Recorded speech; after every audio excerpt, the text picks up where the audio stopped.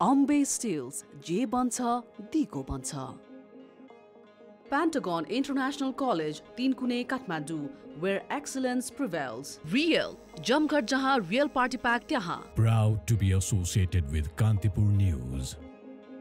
Good afternoon, I'm Samridhi KC and these are the headlines of the hour. Members of the State Affairs and Good Governance Committee expressed concerns towards the cooling off period provision in Civil Service Bill. National Assembly members demand for a probe committee. Supreme Court to deliver its verdict today on the legitimacy of the appointment of 52 officials to constitutional commissions. Justices in discussion to reach a decision. US President Donald Trump says Israel has agreed to conditions for a 60-day Gaza ceasefire, adds the US will work with all parties to end the war. And Nepali national women's football team to face Sri Lanka in the AFC Women's Asian Cup qualifiers. Match to kick off at 6:15 p.m. Nepal time. Members of the State Affairs and Good Governance Committee have strongly objected to what they describe as fraudulent changes made to the Federal Civil Service Bill, specifically concerning the cooling off period provision after it was unanimously endorsed by the committee. During ongoing discussions, several lawmakers questioned how the version of the bill passed by the full parliament differed from the one originally endorsed by the committee. They demanded the formation of a parliamentary investigation committee to probe the matter. Lawmaker Padam Giri stated that, based on moral grounds, the committee chairperson and secretary should step down from their positions. He emphasized that blaming lower-level officials like clerks or junior officers alone would not resolve the issue. Committee member Hriday Ram Thani also asserted that the chairperson and secretary cannot claim ignorance and accuse them of actions that undermine the credibility of the parliament. Discussions on the matter are still ongoing within the committee. The Supreme Court is set to deliver its verdict today on whether the appointment of 52 officials to constitutional commissions is constitutionally valid or not. All justices of the Supreme Court's constitutional bench are engaged in discussions to reach a decision on the matter. The 5-member constitutional bench responsible for delivering the verdict comprises Chief Justice Prakash Mansingh Raut and Justices Sapana Malla Pradhan, Manoj Kumar Sharma, Kumar Chural and Nahakul Subedi. Although the hearings in this case, pending for 4.5 years, concluded on 15th of May and a verdict was initially scheduled for 10th of June, insufficient discussion among the justices led to the rescheduling of the decision for today. The Constitutional Bench is set to deliver a joint verdict on 15 writ petitions filed against 2 rounds of appointments, 32 officials on February 3, 2021 and 20 officials on 24th of June 2021 made under laws amended via ordinance. The case was repeatedly postponed and marked as not ready for hearing, but the bench began formal hearings at the end of Nepali month of March. At the time of both of the appointments, the government led by KP Sharma Oli had amended the Constitutional Council Act via ordinance to influence the recommendation process in its favor. The original provision required a quorum of 5 out of 6 council members, with decisions passed by a majority of that quorum. The ordinance changed the law to define a quorum as a majority of the total members, including the chairperson, and allowed recommendations to be made by the majority of those present, including the chairperson. Now moving on, a coalition of conflict victims and survivors from across Nepal have categorically rejected the newly formed Transitional Justice Commissions, citing a deeply flawed and politically driven appointment process. The victims accuse the government of continuing to marginalize them nearly 2 decades after the signing of the 2006 Comprehensive Peace Accord, which ended Nepal's decade-long armed conflict.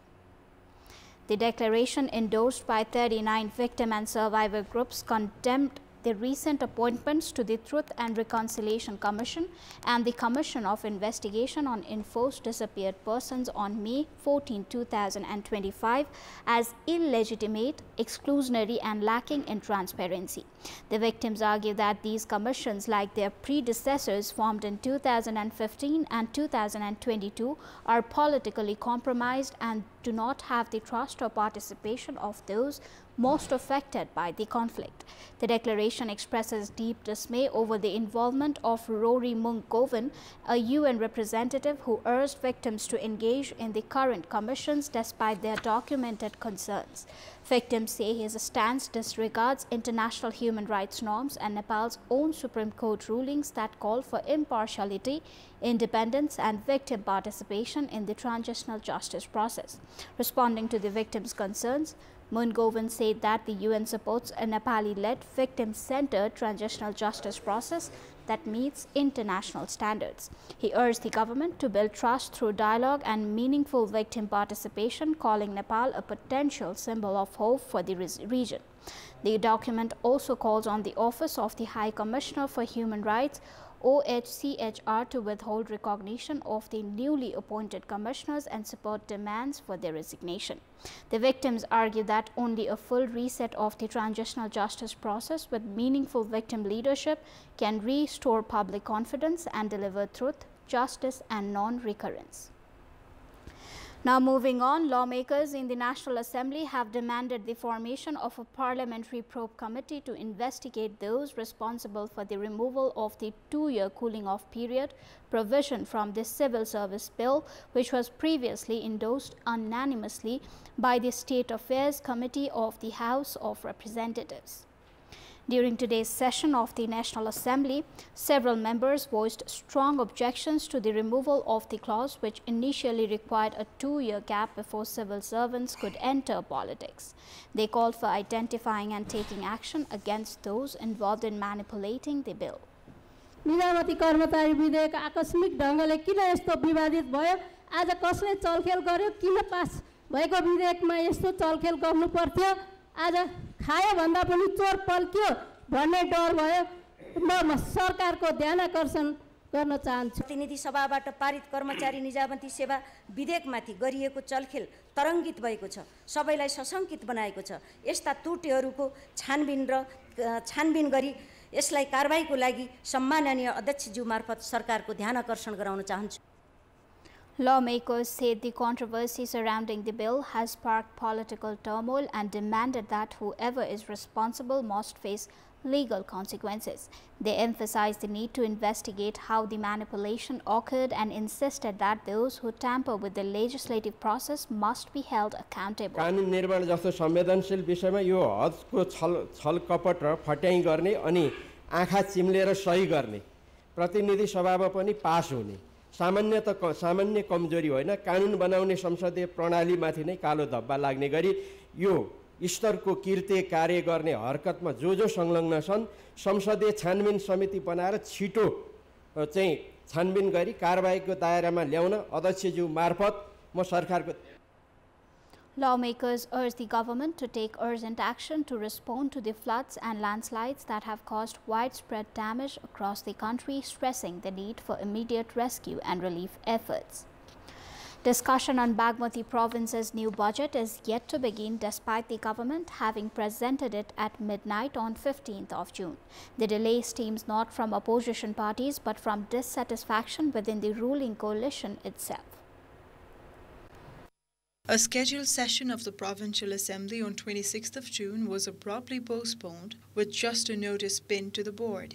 Though a new date was set for 30th of June, the session was once again pushed back, now to 3rd of July. Even lawmakers from the ruling Nepali Congress and CPN-UML have expressed dissatisfaction with the proposed budget. Their discontent appears to have led the government to deliberately delay parliamentary discussions. प्रदेश सरकारको budget विषयगत मन्त्रालयले राख्नुपर्ने ठाउँमा अर्थ मन्त्रालयले आफैले posting गरेको अवस्था पनि देखिएको भन्ने कुरा आएको कारणले गर्दाखेरि पनि यो बजेटमा सबै जनताको भावना सम्बोधन हुन सकेन। अर्थमन्त्री मुख्यमन्त्रीहरूले र अन्य मन्त्रीहरूले आफ्नो निर्वाचन क्षेत्र केन्द्रित बजेट विनियोजन गर्यो, जसले गर्दाखेरि चाहिँ हामीले यो बजेटमाथिको छलफलमा चाहिँ सहज ढङ्गले मन्त्रीहरूले फेस गर्न सकेको अवस्था छैन। त्यसले गर्दाखेरि बजेटमाथिको छलफल क्रमशः 2-3 पटक सारिएको अवस्था छ। यसलाई छिटोभन्दा छिटो छलफलको प्रक्रियामा जाने, देखेका त्रुटिहरूलाई सच्याउनुपर्छ। Opposition parties have also voiced frustration over the repeated postponements, criticizing the government for not engaging in dialogue and consensus. झ्यालबाट छिराएका योजनाहरू प्रशस्त हुने तर दलमा माननीयहरूले पेश गरेका योजनाहरू नहुने जुन परिपाटी बनिराखेको छ त्यसले के भने बजेट असन्तुलित भयो। त्यसले विभेद सिर्जना गर्यो। पहुँच हुने मुख्यमन्त्री हुनुपर्ने अर्थमन्त्री हुनुपर्ने बजेट लान भन्ने प्रकारको एउटा असन्तुलन पनि देखा पर्यो। त्यसकारणले गर्दा चाहिँ यस्ता कुराहरूलाई चाहिँ सच्याउनुपर्छ भनेर हामीले भनेका छौँ। उहाँहरूको आन्तरिक तयारी नै नपुगेको कारणले गर्दा अहिले प्रतिपक्षको कारणले भन्दा पनि प्रतिपक्ष स्वतन्त्र होस्, आफूलाई कुरा राख्न पाइयोस् भन्ने पक्षमा छ भने सत्तारूढ अहिले आफ्नो आन्तरिक तयारी नै पुरा नभएको कारणले गर्दा बजेट छलफलमा समेत पनि नल्याएर बजेटको उपर छलफलबाट भाग्न खोजेको अवस्थाहरू देखिन्छ।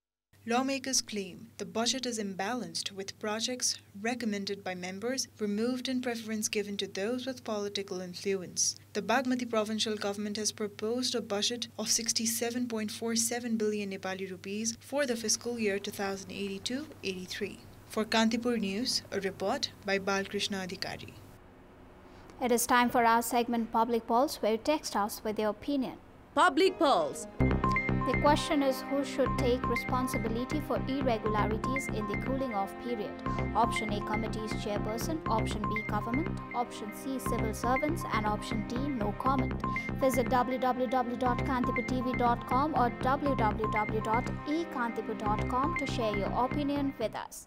Welcome back. Despite repeated complaints, the sub-metropolitan city has reportedly failed to intervene, further fueling public outrage. The locals suspect collusion between municipal officers and the contractor, accusing them of turning a blind eye to the irregularities and negligence in the project. A new bazaar is currently under construction in Fatehpur, Ward number 12 of Jeetpur Simara sub-metropolitan city of Bara. The project, with an estimated contract value of approximately 25.2 million Nepali rupees, has come under fire from local residents who allege the use of substandard construction materials by the contractor. यहाँ गोलोगिटीको कामै छैन, तर पनि यहाँ गोलोगिटीको काम गरिरहेछ।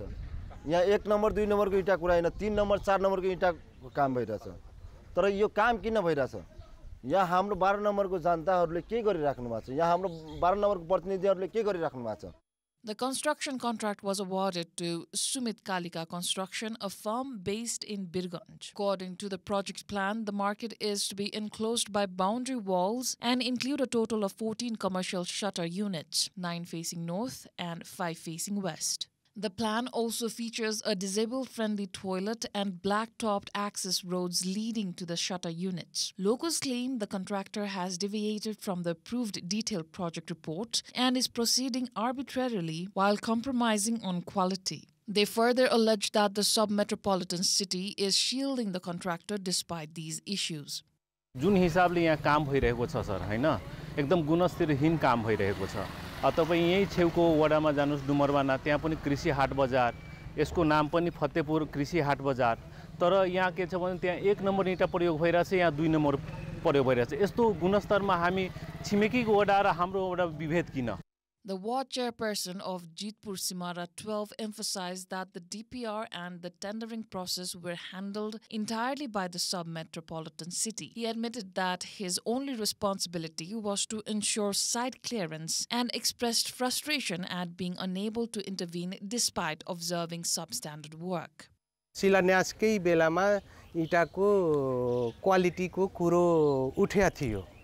त्यति बेलादेखि नै मैले लगभग नगर र ठेकदारको मान्छेलाई ठेकदारलाई मैले भनेको छु, हेर्नुस् क्वालिटीमा कम्प्रोमाइज हुँदैन, क्वालिटीमा सक्दो राम्रोसँग राम्रो क्वालिटी दिनु, किनभने यो बजार हो, कसैको कुनै व्यक्तिगत घर हैन। According to city engineers, the original DPR had estimated the total cost of around 60 million Nepali rupees.